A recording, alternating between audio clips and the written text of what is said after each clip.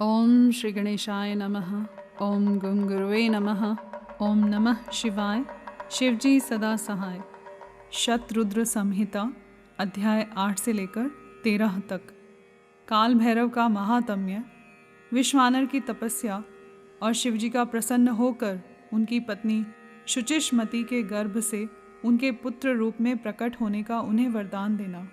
तदंतर भगवान शंकर के भैरवावतार का वर्णन करके नंदीश्वर ने कहा, महामुने, परमेश्वर शिव उत्तमोत्तम लीलाएं रचने वाले तथा सत्पुरुषों के प्रेमी हैं। उन्होंने मार्गशीर्ष मास के कृष्ण पक्ष की अष्टमी को भैरव रूप से अवतार लिया था। इसलिए जो मनुष्य मार्गशीर्ष मास की कृष्णाष्टमी को काल भैरव के सन्निकट उपवास करके रात्रि में जागरण करता है, वह समस्त पापों से मुक्त हो जाता है। जो मनुष्य अन्यत्र भी भक्ति पूर्वक जागरण सहित इस व्रत का अनुष्ठान करेगा, वह भी महापापों से मुक्त होकर सद्गति को प्राप्त हो जाएगा। प्राणियों के लाखों जन्मों में किए हुए जो पाप हैं, वे सब के सब काल भैरव के दर्शन से निर्मल हो जाते हैं। जो मूर्ख काल भैरव के भक्तों का अनिष्ट करता है, वह इस जन्म में दुख भोग कर पुनः दुर्गति को प्राप्त होता है। जो लोग विश्वनाथ के तो भक्त हैं, परंतु काल भैरव की भक्ति नहीं करते, उन्हें महान दुख की प्राप्ति होती है। काशी में तो इसका विशेष प्रभाव पड़ता है। जो मनुष्य वाराणसी में निवास करके काल भैरव का भजन नहीं करता, उसके पाप शुक्ल पक्ष के चंद्रमा की भांति बढ़ते रहते हैं। जो काशी में प्रत्येक भौमवार की कृष्णाष्टमी के दिन कालराज का भजन पूजन नहीं करता, उसका पुण्य कृष्ण पक्ष के चंद्रमा के समान क्षीण हो जाता है। तदंतर नंदीश्वर ने वीरभद्र तथा शर्भावतार का वृतांत सुनाकर कहा, ब्रह्मपुत्र, भगवान शिव जिस प्रकार प्रसन्न होकर विश्वानर मुनि के घर अवतीर्ण हुए थे, शशि मौली के उस चरित को तुम प्रेम पूर्वक श्रवण करो। उस समय वे तेज की निधि अग्नि रूप सर्वात्मा परम प्रभु शिव अग्नि लोक के अधिपति रूप से गृहपति नाम से अवतीर्ण हुए थे।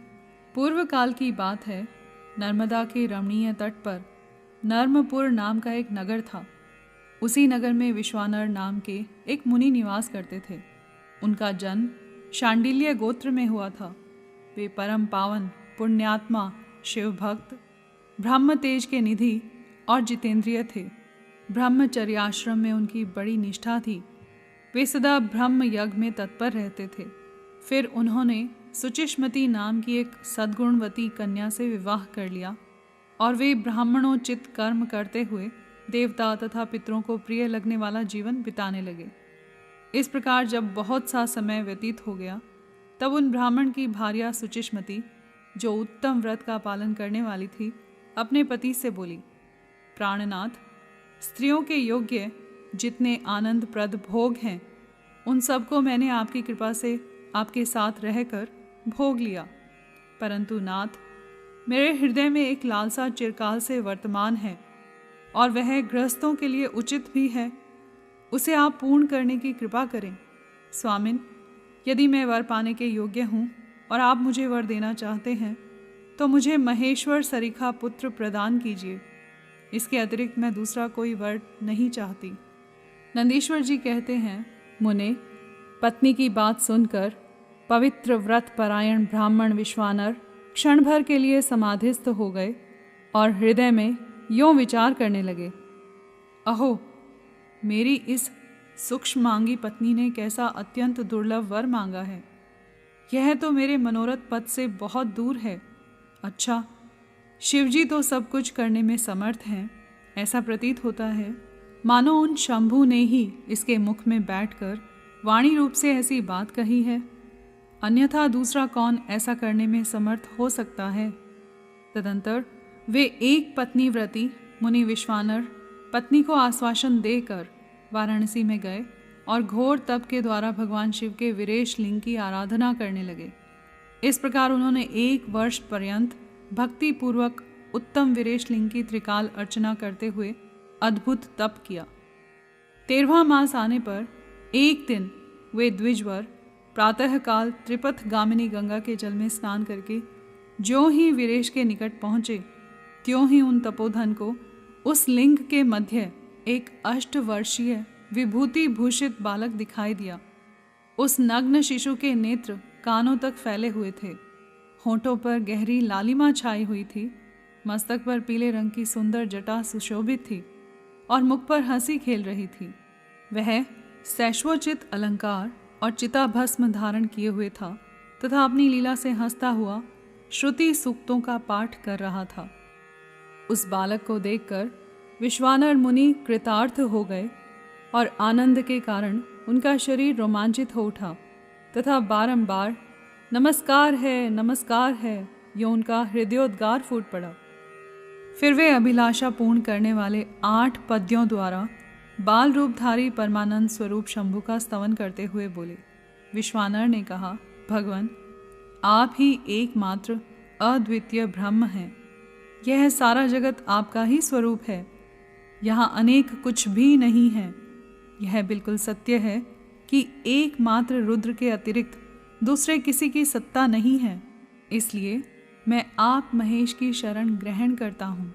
शंभो, आप ही सबके कर्ता हर्ता हैं तथा जैसे आत्मधर्म एक होते हुए भी अनेक रूप से दिखता है, उसी प्रकार आप भी एक रूप होकर नाना रूपों में व्याप्त हैं, फिर भी आप रूप रहित हैं।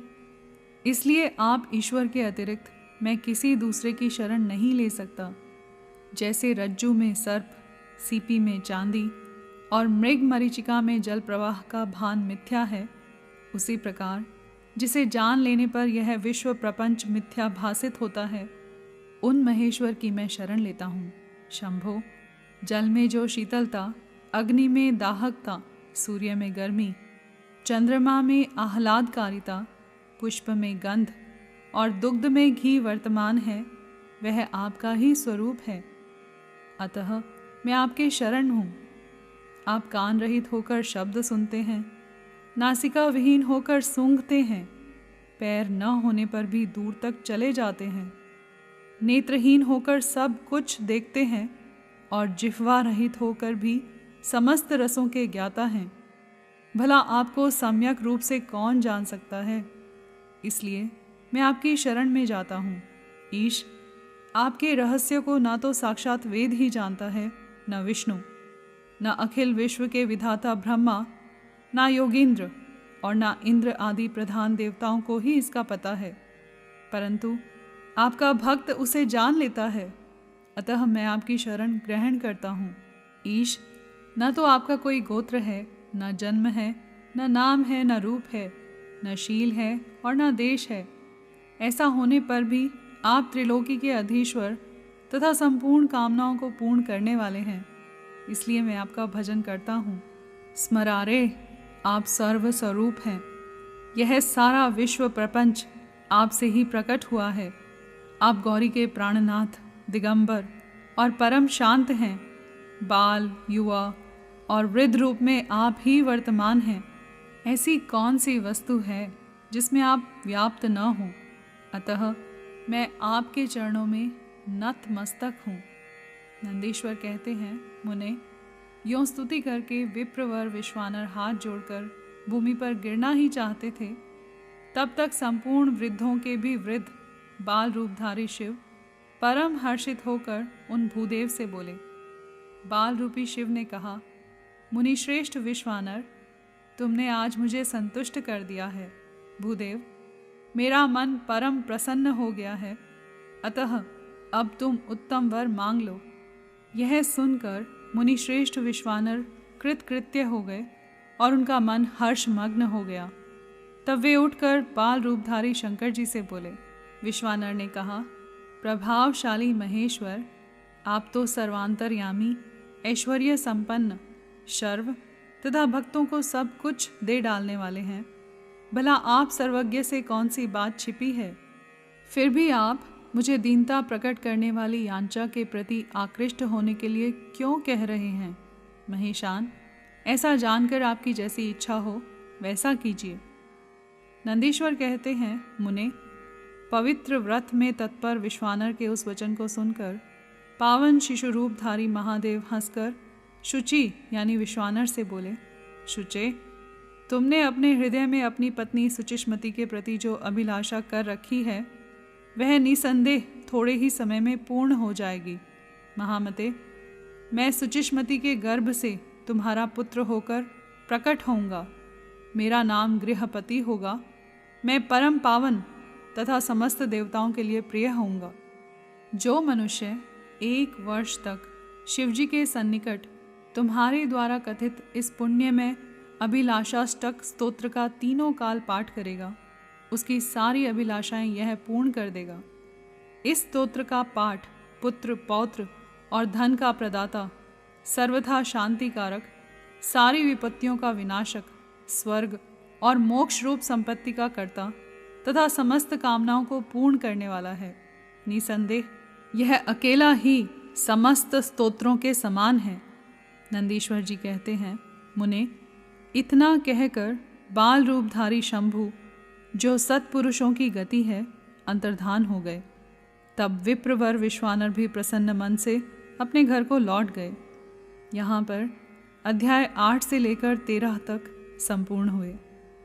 कर्पूर गौरम करुणावतारम संसार सारम भुजगेंद्रहारम सदा वसंतम हृदयारविंदे भवम भवानी सहितम नमामि।